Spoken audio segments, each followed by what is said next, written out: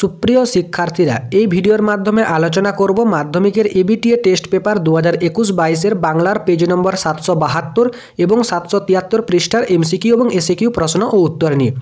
ইতিপূর্বে মাধ্যমিকের ABTA test পেপারের বাংলার আগের সমস্ত সেটের এমসিকিউ এবং এসএকিউ প্রশ্ন ও উত্তর নিয়ে আলোচনা করেছি। তোমরা যদি সেই সমাধানের ভিডিওগুলি না দেখে থাকো তাহলে এই ভিডিওর ডেসক্রিপশন বক্সে তার লিঙ্ক দিয়ে দেবো, সেখান থেকে সরাসরি সেই সমাধানের ভিডিওগুলি দেখে নেবে।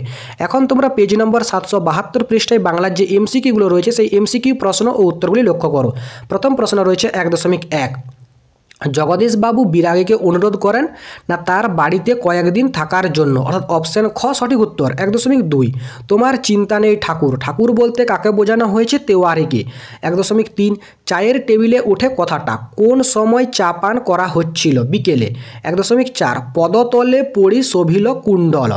1.5। তোরা সব জয়ধ্বনি কর, তোরা বলতে বোঝানো হয়েছে কুসংস্কারাচ্ছন্ন ভারতবাসীদের। 1.6। প্রকৃতির দৃষ্টি অতীত জাদু কি করেছিল? মন্ত্র জাগাচ্ছিল। 1.7। অনেক দিন ধরে টাইপ রাইটারে লিখে গেছেন অন্নদা শঙ্কর রায়। 1.8। এই নেশা পেয়েছি আমি শরৎদার কাছ থেকে, বক্তা হলেন শৈলজানন্দ। 1.9। নিজের কলমের আঘাতে যে সাহিত্যিকের মৃত্যু হয়েছিল তা হচ্ছে তৈলক্যনাথের। 1.10। গায়ক গান গাইছেন, এখানে গায়ক হচ্ছে সমধাতুজ কর্তা। 1.11। অনুসর্গের অপর নাম পরসর্গ। 1.12। সমাসে মিলন ঘটে পদের সঙ্গে পদের। 1.13। অপ্রাণীবাচক কর্ম হলো গৌণ কর্ম। 1.14। শিশু উদ্যান পদটি ব্যাস বাক্য। 1.15। খেলোয়াড় খেলে নিম্নরেখা পদটি যেরূপ কর্তা সমধাতুজ কর্তা। 1.16। উপমেয় ও উপমানের মিলনই হলো সাধারণ ধর্ম। 1.17। ব্যাস বাক্যে যে যিনি হয় যে কর্মধারায় সমাসে তা হচ্ছে সম্বন্ধ। এরপর তোমরা এসএকিউ প্রশ্ন ও উত্তরগুলি লক্ষ্য করো। প্রথম প্রশ্ন রয়েছে 2.1.1।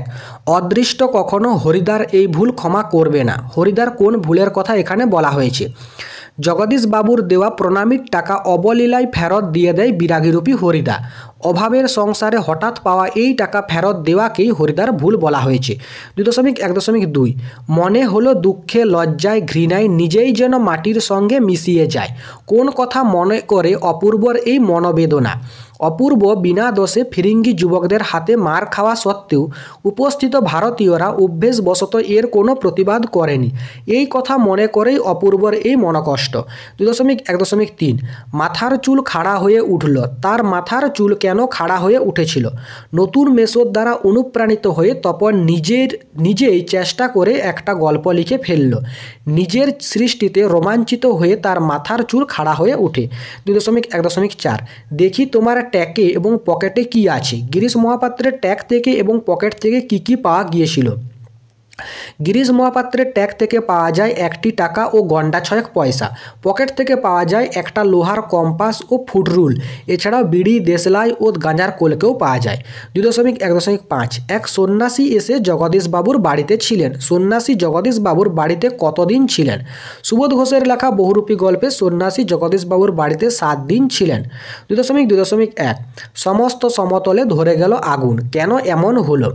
অসুখী একজন কবিতা অনুসারে আগ্নেয় পাহাড়ের মতো ভয়াবহ যুদ্ধ আসার ফলে সমস্ত সমতলে আগুন ধরে গিয়েছিল। 2.2.2।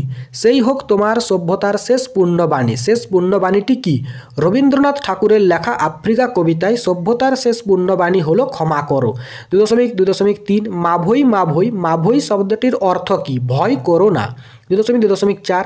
কাপিল লঙ্কার কেঁপে ওঠার কারণ কি? অভিষেক কবিতা অনুসারে প্রভাসার মুখে লঙ্কার দুঃসংবাদ শুনে প্রমোদ উদ্যান থেকে যুদ্ধযাত্রাকালে রথে চেপে আকাশপথে ধাবমান মেঘনাথ ধনুকের ছিলায় যে টঙ্কার দিয়েছিল তাতে এমন অবস্থা হয়েছিল। 2.2.5। আমাদের শিশুদের সব বলতে বক্তা কি বুঝিয়েছেন? আজকের পৃথিবীতে যুদ্ধ, দাঙ্গা ও হিংসায় উন্মত্ততায় শিশুদেরও রেহাই নেই। নিয়মিত দূরে কিংবা কাছেই ঘটে চলা এমন শিশুঘাতী সন্ত্রাসের খবরে আমরা শিউরে উঠি। উদ্ধৃতাংশে কবি একথাই বলতে চেয়েছেন। এরপর রয়েছে 2.3.1। সেই আঘাতেরই পরিণতি নাকি তার মৃত্যু। কোন আঘাতের পরিণতিতে মৃত্যুর কথা বলা হয়েছে? নিজের হাতের কলম অসাবধানতাবশত বুকে ফুটে যাওয়ার আঘাতেই সাহিত্যিক তৈলক্যনাথ মুখোপাধ্যায়ের মৃত্যু হয়। 2.3.2 কম্পিউটার নাকি ছবি আঁকতে পারে। কম্পিউটারের আঁকা ছবি সম্পর্কে লেখকের ধারণা কীরকম? কম্পিউটারকে, এখানে কম্পিউটারকে লেখা আছে না, কম্পিউটারে আঁকা হবে, টাকে নয়, কম্পিউটারে আঁকা ছবি কতটা যন্ত্রের আর কতটা শিল্পীর সে বিষয়ে প্রাবন্ধিক শ্রীপান্তের যথেষ্ট সংশয় আছে। তার মতে সেই ছবিতে যান্ত্রিকতারই প্রাধান্য। 2.3.3 মহাযুদ্ধের বেশ কয়েক বছর পরের ঘটনা কোন যুদ্ধের কথা বলা হয়েছে? এখানে দ্বিতীয় বিশ্বযুদ্ধ বা দ্বিতীয় মহাযুদ্ধের কথা বলা হয়েছে। 2.3.4 কুইল বলতে কী বোঝো? হারিয়ে যাওয়া কালি কলম প্রবন্ধ অনুসারে পালকের কলমকে ইংরেজিতে বলা হয় কুইল। এরপর তোমাদের ব্যাকরণ থেকে যে এসে কিউগুলো রয়েছে সেই এসে কিউ প্রশ্ন উত্তরগুলি লক্ষ্য করো। প্রথম প্রশ্ন রয়েছে 2.4.1 বিভক্তি ও অনুসর্গের পার্থক্য লেখো। বিভক্তির নিজস্ব অর্থ নেই, অনুসর্গের নিজস্ব অর্থ আছে। 2.4.2 ব্যাসবাক্যের অপর নাম কি? ব্যাসবাক্যের অপর নাম হচ্ছে বিগ্রহ বাক্য। 2.4.3 একটি ব্যতিহার কর্তার উদাহরণ দাও। রাজায় রাজায় যুদ্ধ বেঁধেছে, এটি হলো একটি ব্যতিহার কর্তার উদাহরণ।